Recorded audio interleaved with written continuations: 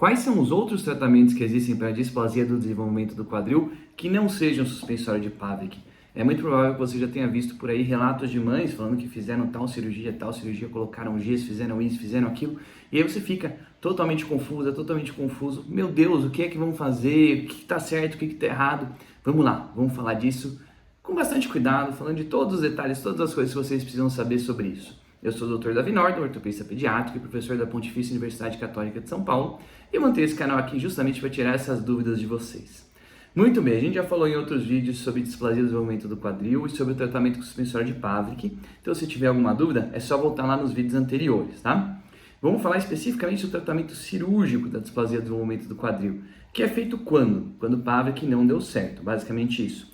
Lembra, o Pavlik pode ser usado até os 6 meses de vida, ou se você usou por 3 semanas e ele deu errado, você precisa pensar em outro método de tratamento. E também se você tentou colocar o Pavlik e o quadril não ficou no lugar, já aconteceu isso comigo algumas vezes, você tem indicação de fazer algum procedimento cirúrgico. O que são esses procedimentos cirúrgicos? A gente começa sempre do básico. O básico é o gesso pélvico podálico, que é um gesso que pega toda a barriga e as duas pernas. Qual que é a ideia do gesso? Manter o quadril numa posição estável, do jeito que o Pavlik manteria, só que você vê que o Pavlik, a criança movimenta. No gesso, não tem como ela movimentar. Então vai manter o quadril paradinho lá no seu devido lugar, para com o tempo ele ir moldando, se adequando e se recuperando da displasia. A gente vai fazendo isso em estágios. Então assim, a gente começa com gesso pélvico podálico. O que mais que a gente pode agregar nesse gesso pélvico podálico? Tem uma coisa que chama tenotomia. Então, quando a gente vai abrir o quadrilzinho do bebê, a gente vê que tem um músculo, que é um músculo adutor, que fica do lado de dentro da coxa, que é mais contraturado. Ele que impede, por exemplo, que um lado abra bastante, né, que um lado abre bastante, o outro abre pouco, então ele que impede que ele abra bastante, fica segurando aqui. A gente corta esse tendãozinho, com isso a gente consegue abrir mais a perna. Qual que é a ideia de você abrir mais a perna? Com isso a gente consegue encaixar a cabeça melhor e, além disso, a gente tem uma amplitude de movimento maior, ou seja, eu não preciso deixar a perna aqui estressada com esse tendão, correndo o risco de a qualquer momento sair. Eu posso deixar o quadril mais aberto e ter uma zona de segurança, que a gente fala, uma folguinha aí, para ele ficar lá dentro do quadril, dentro do acetábulo, sem problemas. Muito bem, então a tenotomia a gente faz em praticamente todo mundo. E aí a gente faz a redução, ou seja, colocar o quadril de volta no seu lugar, certo? Pode ser de forma incruenta, quando a gente não abre a articulação, e de forma cruenta, quando a gente abre a articulação. Como assim abrir a articulação?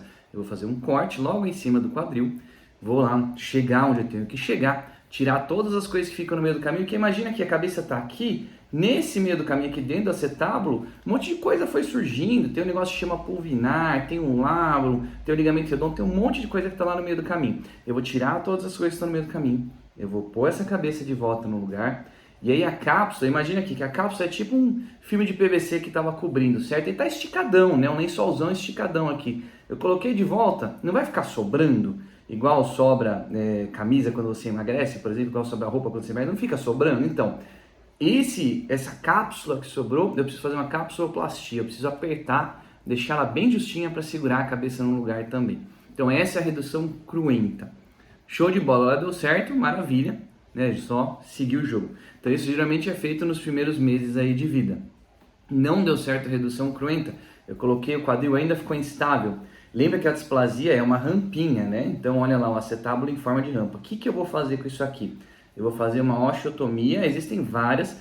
A mais utilizada, que a gente mais usa nos das clínicas é o DEGA, mas tem lugar que só usa o Salter, por exemplo. As duas funcionam bem, não importa tanto o nome. O importante é que eu vou entrar de alguma forma aqui nessa rampinha e vou transformar essa rampa numa curva, assim. E aí com isso, olha lá, o quadril fica encaixado e não escapa mais. Então essa é a osteotomia acetabular. Só que algumas vezes o quadril já está lá na casa do chapéu, tem uma perna mais curta, você já viu claramente, e tem toda essa distância aqui, ó, esse espação até o centro do acetábulo, certo? Tudo isso aqui atrapalha. Então na hora que eu for fazer isso, força muito e o fêmur escapa, porque ele está muito longo, por assim dizer, certo? O que eu posso fazer? Eu corto aqui um pedaço do fêmur, eu tiro esse pedaço e eu encurto. Com isso, ele fica do tamanho adequado. Ah, mas vai ficar com diferença de comprimento de perna? Vai sim, a gente sabe que vai. Quando tem dos dois lados, não tem problema, você vai fazer a mesma coisa dos dois lados e os dois vão ficar iguais. Quando é de um lado só, ela vai sair da cirurgia com gesso, claro. Quando voltar a andar, vai continuar andando na ponta do pé para compensar essa diferença de comprimento. O que a gente normalmente faz?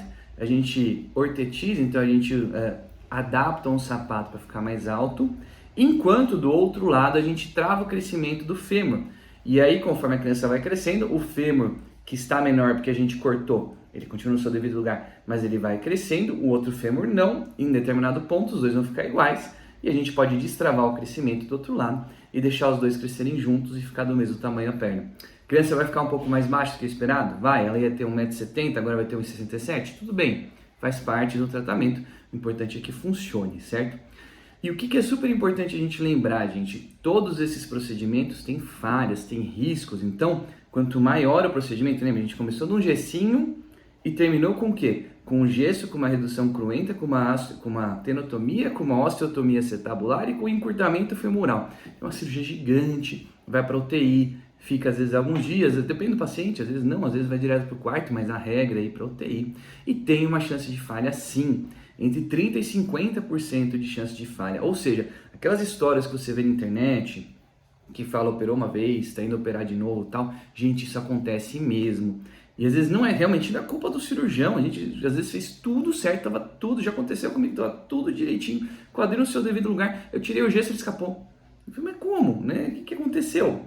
Acontece, a displasia do quadril é sempre um desafio, então não se assuste. O importante é as coisas serem indicadas na fase em que elas têm que ser indicadas e o tratamento ser seguido corretamente. Tem uma dúvida que sempre me fazem que é sobre a órtese, olha só que coisa, eu estava acostumado a não usar a órtese após o gesso. Isso é o que eu aprendi na residência. Mas eu tenho visto uns casos de falha e agora eu estou passando a voltar a usar a órtese depois do gesso. Você vê que essas coisas variam muito. O tempo de gesso, no geral, a gente fala 2 meses, se você abrir a articulação, 3 meses se não abriu. Tem gente que deixa mais. A órtese, usar o dia inteiro depois do gesso, usar só à noite, varia de pessoa para pessoa. Tem gente que não usa órtese, tem gente que usa órtese e assim vai. Então tem algumas variações de protocolo, mas eu quero que vocês lembrem bastante isso. Tem uma chance bem considerável de precisar de mais de um procedimento. Por isso, a grande chance de sucesso é quando a gente diagnostica cedo e trata com PAVEC. Usando no primeiro mês de vida, a chance é sensacional de dar tudo certo. É isso aí, pessoal. Se vocês tiverem alguma dúvida, crítica, sugestão, vocês já sabem, só deixar aqui nos comentários. Se você ainda não se inscreveu, essa é a oportunidade, se inscreve aqui no canal, deixa a sua curtida para ajudar a gente aqui no algoritmo do YouTube. E caso você queira falar diretamente comigo, é só você entrar em contato pelo meu Instagram, @drnordon, igual tá aqui no nome do canal, certo? É só copiar lá no Instagram que você vai me achar. Um forte abraço e até o nosso próximo encontro. Tchau, tchau!